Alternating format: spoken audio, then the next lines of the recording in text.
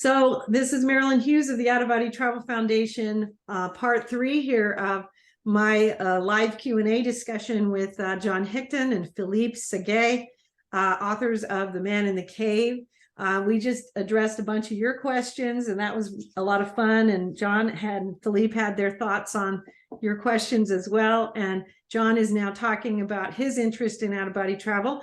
And at the end of our last episode, he said he had a couple of experiences to share. So we're going to send it back to John and let him tell us what he's experienced with out-of-body travel. Okay, so I won't make this too long, but because obviously I could talk forever. Basically, I'm in my late 20s. We're having a very affluent life, my wife and I, and we're with 4 other couples. And every year we went, well, every sort of 6 months, we went somewhere very great in the world and experienced a weekend with our friends and came home. This one particular time I was in Amsterdam. We'd been out and done all the great things you do in Amsterdam. And on the way back, we'd all had a drink and we were having lots of fun. And we were walking along the pavement. I remember looking down at my hand and laughing because it didn't feel like my hand. It felt like somebody else's hand. And I remember looking around at everybody in the group, and I'd known these people for years and years. And all of a sudden, I didn't know who they were. And I remember looking up my arm and looking at my wife, and I didn't actually know who she was either. And then it almost felt like I was doing the motions of walking, but I was somewhere inside my head, and it wasn't actually me. And within an instant, I was above everybody, looking down on everybody, walking. And whenever I get into a situation, and I'm walking down the pavement, whenever I get into a situation where I feel threatened in any way, I always start to laugh, because that's the way my nervous laughter deals with the situation, basically. So I started to giggle to myself because I didn't know who these people were walking in front of. Well, I was looking down on them, I was above them, and I didn't know where I was. And then all of a sudden, I didn't actually know who I was, and I didn't actually know what I was. And at that point, I felt very frightened because I'd completely lost my identity. And within a second, I was back in my body walking down the pavement. And that's the experience I remember, and I will remember for the rest of my life, because it was very vivid and very clear. And of course, as times have gone on, I think I could probably handle that a lot better now. And I sort of been desperate to go back again and try it again, because I think I'd understand it now, whereas at the time I didn't understand it. And I got myself to such a point where I didn't want to go any further. And of course, the fear brought me straight back, which rightly so, because going any further, I don't think I would have understood anymore or been able to rationalize it. So that was my pretty much special out-of-body experience. Well, and that's very unique in the fact that, you know, most people will have these experiences when they're sleeping or deep meditation sometimes as well. But most of the time, people will be sleeping. And so for you to have an experience like that while walking outside is different. And so that's unique, you know, a unique part of the experience. And I think you explained it very well. And it seemed like it was like a moment where you were dissociating from the identities of, you know, the people around you. And it almost seems like, to me, the purpose of that was to pull you out of that for just a moment and have that, you know, the shocking realization. I mean, you know, it's ironically, in some spiritual texts, they talk about things on the earth as name and form. So what we call people, what we call things, and the forms that we have. So here you were taken out of name and form, completely away from name and form, and you did not know who they were anymore. And to me, this is like an opportunity for the soul to realize that these identities are temporary, they're illusionary, and that you had associated with those identities for this lifetime, but then when you pulled out, that it didn't make quite the same sense, did it? Right again. Does it make sense? Yes, that makes total sense to me. And then obviously I was in my late 20s, and you know, right. And so you're very young, and this is your first experience with that. It wasn't my experience of spiritual, but it was my experience of out of body, and I yearned to have to do it again. And I've had the experience of out of body, but it wasn't out of body. I was still within of time. I've experienced time in the fact that it was just insanity, because everything was going forwards and backwards, and it wasn't a nice experience. I wasn't frightened. It made me feel sick. It was almost like being on a fairground ride. You know, it was totally out of this world experience, and I've experienced that. I don't believe that was out of body. I believe the first experience was out of body, but I've certainly experienced time in terms of, all I can say is absolute insanity. And no, having come, and I was, like you said, very frightened of staying in that state, because I could visualize, not visualize, I imagined that what would happen if I didn't come back from this state. Yeah, and a lot of people are afraid. Yeah, and I don't want to be here any longer on the basis that it's not really that nice, because I didn't understand it, and it was explained in a session in the cave from the man. What was that explanation? A little bit. His explanation was basically, how do you expect to experience such a powerful metaphysical experience based on your physical senses? Because you were expecting to experience and make logic of it as a physical being with physical senses, when it's not physical, it's metaphysical. And I deliberately induced that experience on the basis that I wanted to understand time, and I wanted to understand one moment, which I've got a better grip on now. But I must say, I think the only way I'm going to truly understand it is to have a full out-of-body experience where I'm not frightened, and I can go and actually experience. Again, is it an experience or is it an emotion? Is it a feeling? Experience is a very profound experience. It's very conscious. It's very, it's more, most people will experience it in such a way that they say that it's more real than what they experience here in the physical.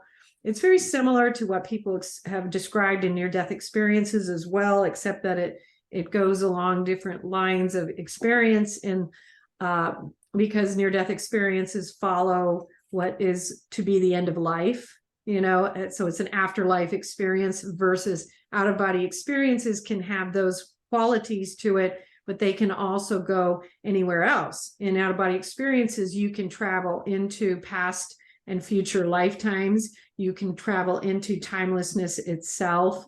You can travel into a multitude of infinite realms, both of all the natures. So heavenly, purgatorial, even the hellish realms. And so we have, you know, an infinite number of every one of those realms. And so there is a process which most of my readers are familiar with. It's laid out in the Mysteries of the Redemption, a treatise on out-of-body travel and mysticism. And that was also laid out in the film, The Grand Phases of the Soul, which talks about these stages that we will go through as we embark upon out-of-body travel. And so these experiences that you're talking about are very much just the tip of the iceberg, just the threshold of, you know, barely walking in the door. There is so much more beyond that door. And even just in terms of the understanding of time, so that you were given this experience where it was very confusing, but then as you continue down that path, you'll be taken into timelessness in order to better put that together energetically and with frequency, because these are things that we understand energetically, vibrationally, rather than words itself. And so, you know, the first experience of it is just the first experience of it. But as you experience more of that, the vibrations would coincide and help you to achieve a better understanding of time, timelessness, and how the physical world operates within the time construct, whereas a lot of the mystical world operates outside of it, and how it all works together. Because there is this beautiful symmetry and synergy that goes between the non-physical world and the physical world. And so there's a lot more that occurs beyond the very threshold experience, if that makes sense. Yes. Cool. Yeah, it's great. Now, Philip, you had talked about some thoughts you had on meditation, and I wanted to give you an opportunity to share those thoughts. Yes, I'd like to say just a few words about meditation. Because it's so difficult for me to meditate. Is it? Yes. Okay. I read a lot. We have a lot of readers who have the same thoughts and feelings and experience. So this is great. Yeah. I read a lot about meditation and about the necessity to meditate to gain access to something else, to stillness, because stillness is maybe the most important state of mind that allow people to get rid of the conditioning, current conditioning. And so I decided. What is that? What is that? Stillness. Stillness. Yes, stillness. Sorry for my accent. No worries, no worries.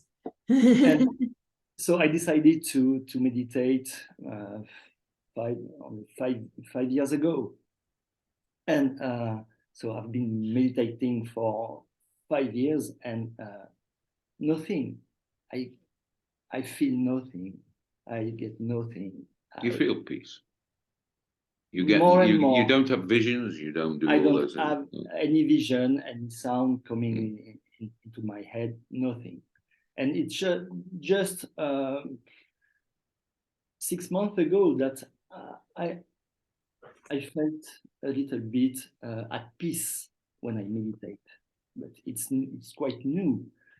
And so I know that many people struggle because they have expectations when they meditate. Yes. I think it's the first thing to try not to have expectations, just to relax, but just to actually do it, which is, that's so important. And what you're saying is really, I think, important to our readers, because so many feel the same thing. And then to show here, just 6 months ago, 4.5 years into your meditation practice, you're now starting to feel peace when you meditate at times. Yes, and so it gives people a better understanding of this patience, you know, and I talk about it a lot as well with out-of-body travel itself. You know, it's a discipline and it requires a lot of patience, because we don't bring it about. The spirit brings it about when the spirit deems we're ready for it. And we are so different. We are so different with John, because when I see him in a state of trance, being so at peace that he doesn't want to come back, and I sit just next to him, and I don't feel. I'm just very focused on what he's saying, because I'm so intrigued. And but we are. But yet the two of you are a synergy.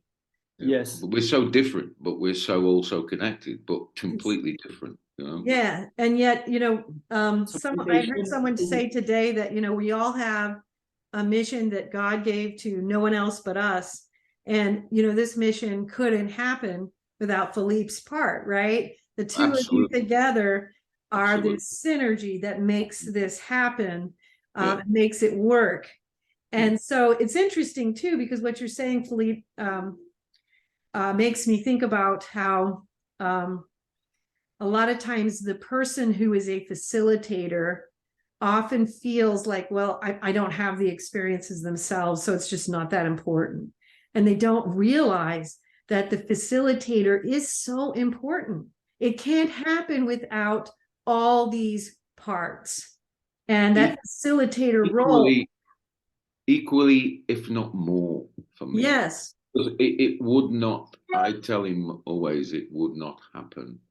Right. If he wasn't there. And it wouldn't.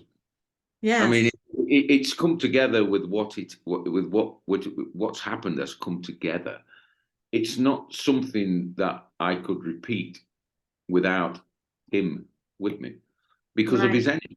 Because of his energy, because of the energy that is formed within the cave between us in the sessions that when we meditate, it wouldn't happen without Philip. And of course, what's Philip, so interesting too is that he doesn't feel all those things that he thinks he should be feeling, but yet whatever it is that he is doing is so vital for the facilitation of the experience. Yeah, you know, absolutely. And sometimes the person who is not having the experiences, who's facilitating, doesn't recognize that those unique qualities, even the very fact that you weren't able to feel peace, may have been part of this whole bringing about of the process that has now become what the two of you do together in perfect synergy, right?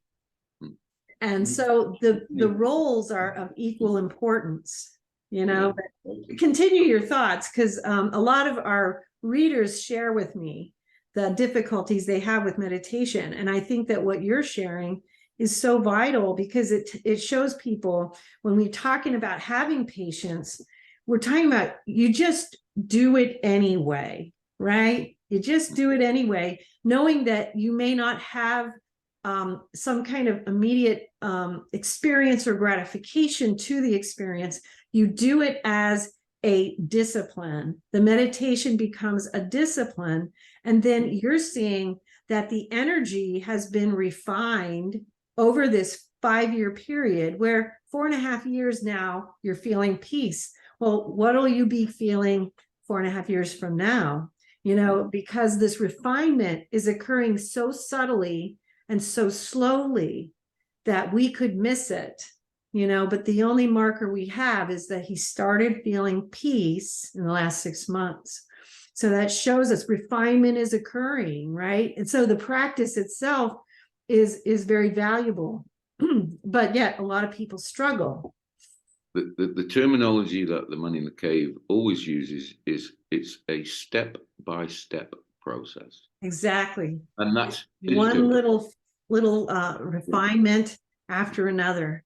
It moves upwards slowly, and it's that vibration and the frequency that occurs very subtly. Each experience that you have, and in your case, each session that you have, allows the vibration and the frequency to refine itself just a little bit higher, just a little bit higher. And what we often miss are those tiny little increments, which then lead to what we see, what happened 5 years from now, what happened 10 years from now, even 1 year from now. These little refinements are leading to our ability to achieve or experience something greater than what we could before. And we see this in both meditation and out-of-body travel, because when you refine the vibrations, you become capable of traveling to higher and higher spheres, because you cannot go into the spheres that you're not vibrationally compatible to.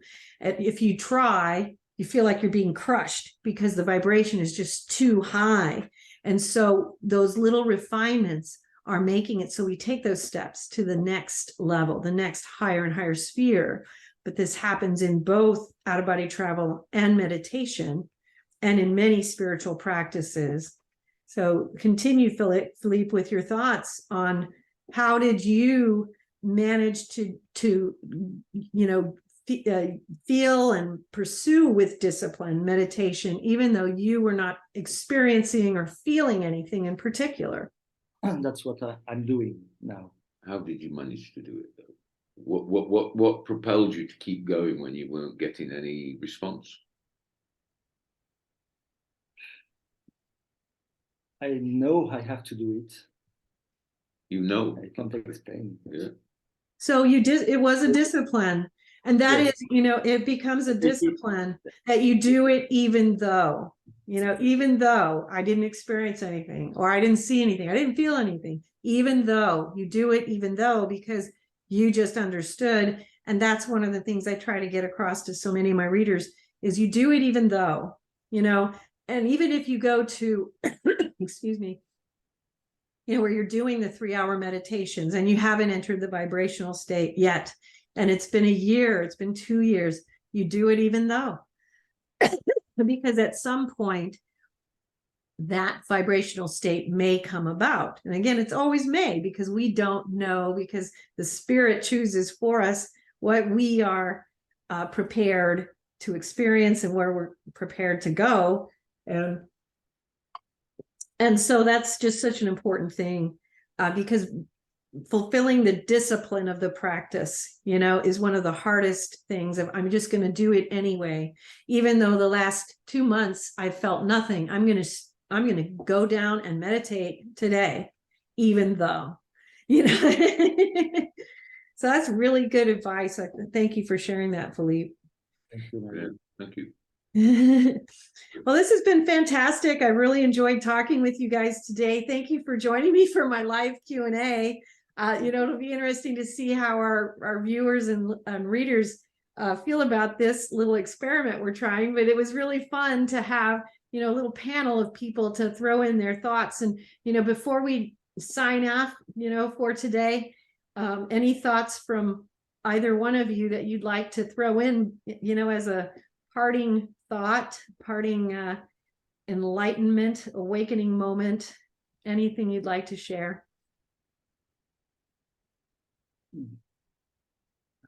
When I go into the cave to meditate, I spend time just to try to, not to try, I just send love.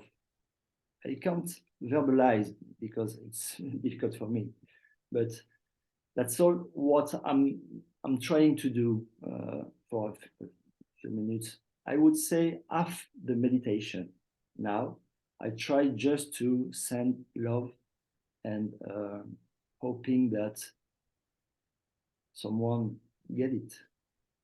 What a beautiful practice. I love that. I love that. And that's really insightful too, as to your process. I'm curious, what do you experience when you go into meditation, John, before you're going to receive messages? How do you meditate? What's your process? Well, I'm probably one of the least people in the world, if you knew my conditioned life, that would be chosen to do this. Yeah. So for me, I'm almost, in a lot of ways, I'm not anymore. I'm getting much better with my life, but I have historically been a pretty arrogant person, you know. And for most people, I'm not the guy that should be doing this.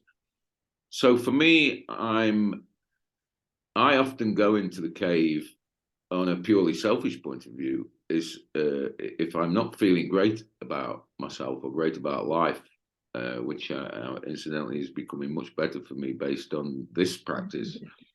I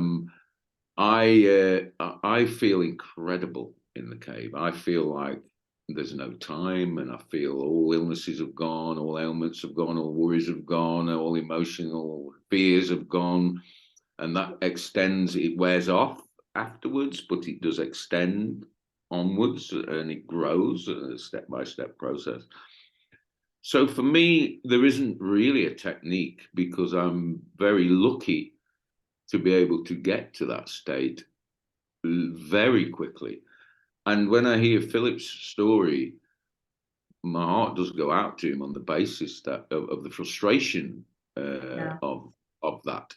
But we are an energy working together. And I will also say that Philip's opinion, well, his state of love before he goes in the cave. The man in the cave often talks about stay in the positive, lift the vibrational energy of the world. Yes. stay in the positive. In every circumstance in your life, see the positive in the situation, you know. And Yes. for me and Philip, that's been an incredible revelation, and applied to our lives, it's been incredible. And it's difficult to do it.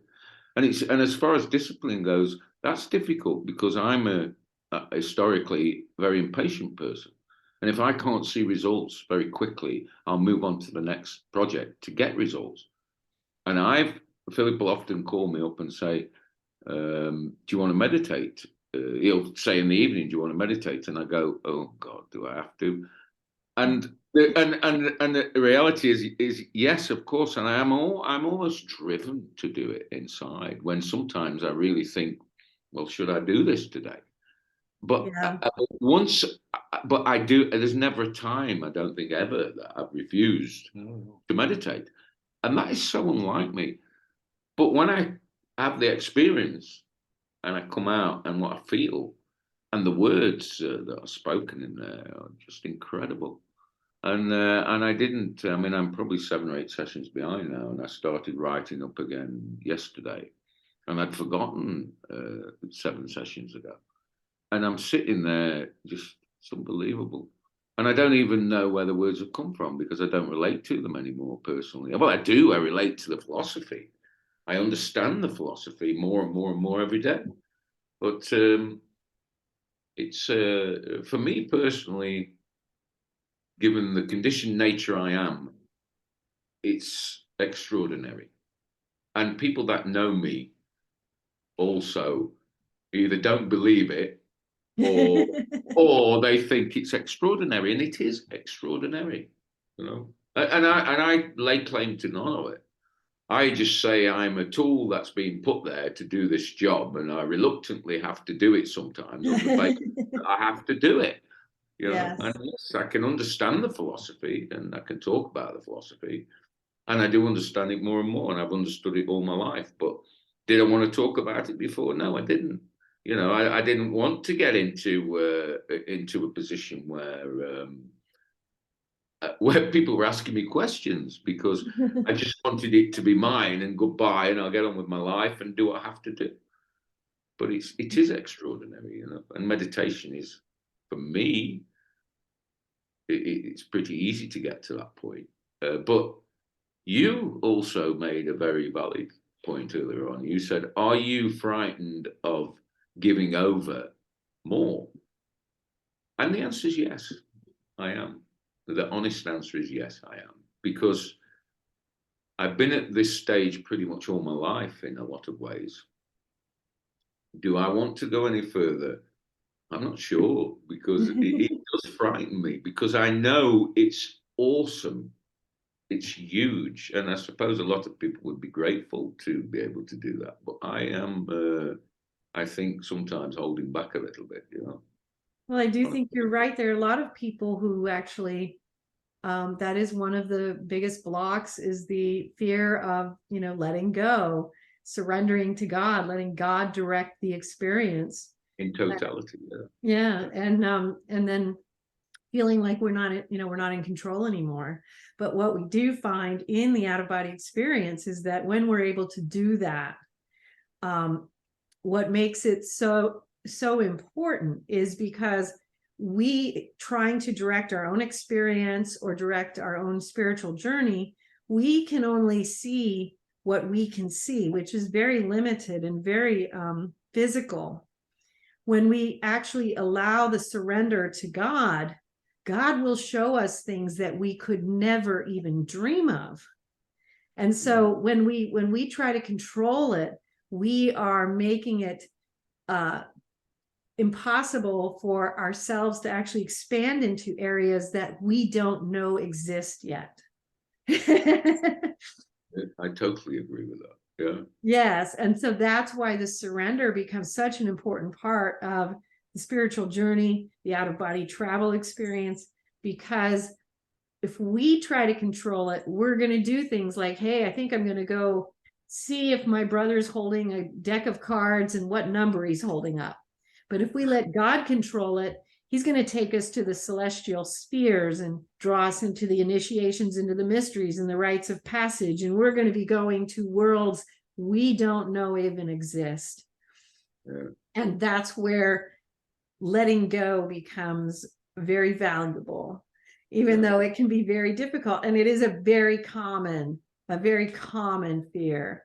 And, you know, I think ironically, I think men experience it more than women do, even though women do experience it as well. But men are more by nature, you know, they need that control. And so they need their ego likely to have that.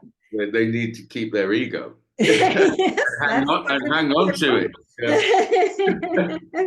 Excellent observation. And you know, that's also the case with women. We also have our egos that we have to overcome as well, because when we go into this, you know, when we surrender to this, then we allow God to show us things as they really are, not as we believe that they are.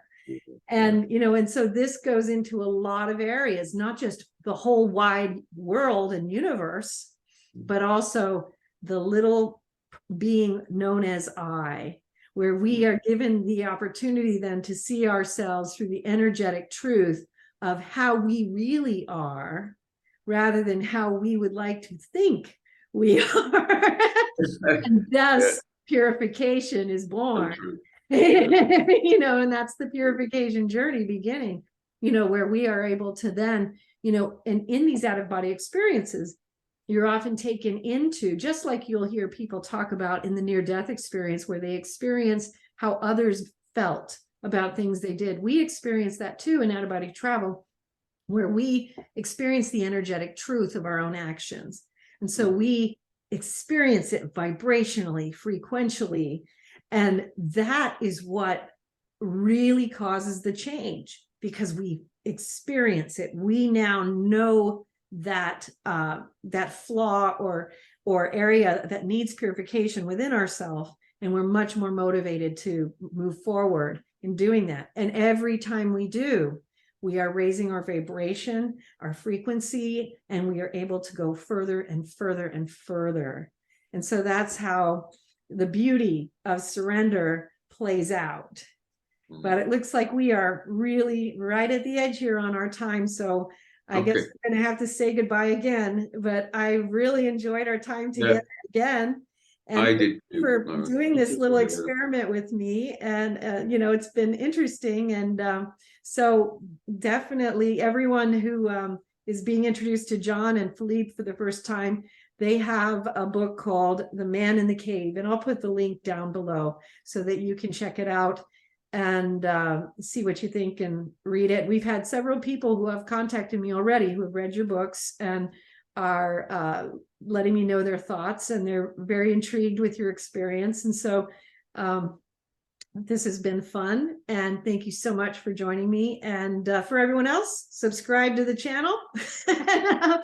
And if you would like to consider becoming a member, click the join button. You'll see all your options. Membership helps us keep our resources free to everyone in the world. So thank you so much, and we'll see you next time. Bye-bye, everyone. Bye. Thank you.